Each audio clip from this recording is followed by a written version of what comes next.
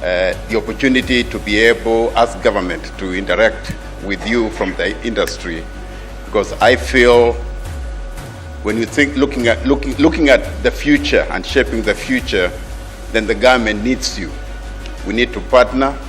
We need to look for new ways of innovations that will help spur this industry and even create jobs. So Kenya has a target through Vision 2030 of achieving the objective of becoming a globally competitive, knowledge-based, middle-income economy. This is a very futuristic target for us that we all embrace, and as a government that we are very much working towards. And it's good for Africa because we have one thing that many economies look for, and that is a youth dividend. We have over 10 million youth below the age of 24, working youth, who are ripe for us to take advantage of the opportunities that this vision will bring for us.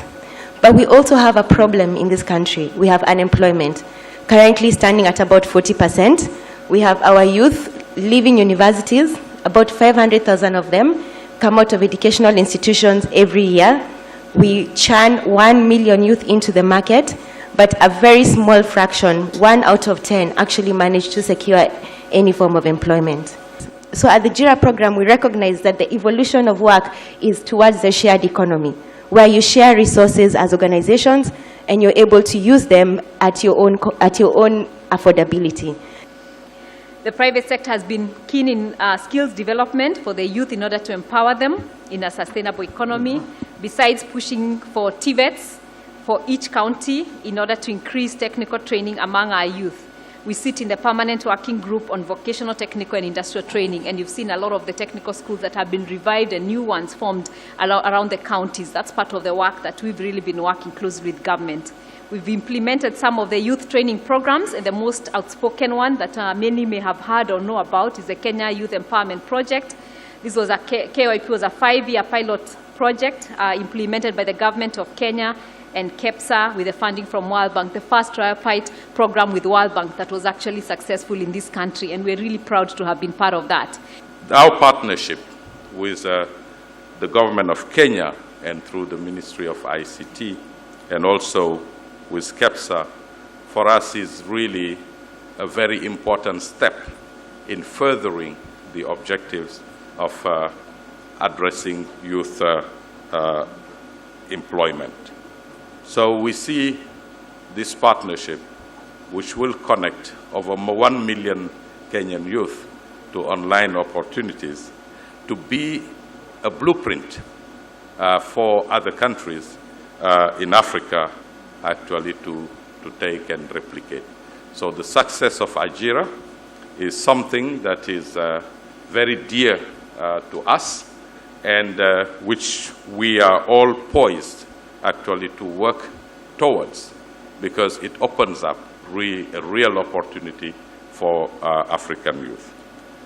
To KEPSA, I'd like to say that in the 3 years we've been in this space, we've seen two dominant trends or areas where actors work on. One is the supply side, is working to increase the employability of the youth.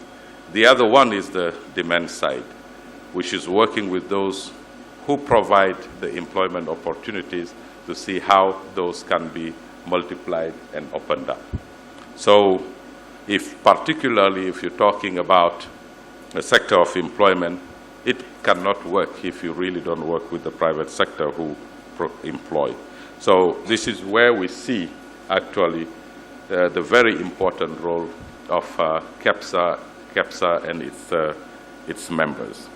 So I just want to say that at the Rockefeller Foundation we are very excited, and we are committed as well to really support AJIRA for the benefit of millions of African youth.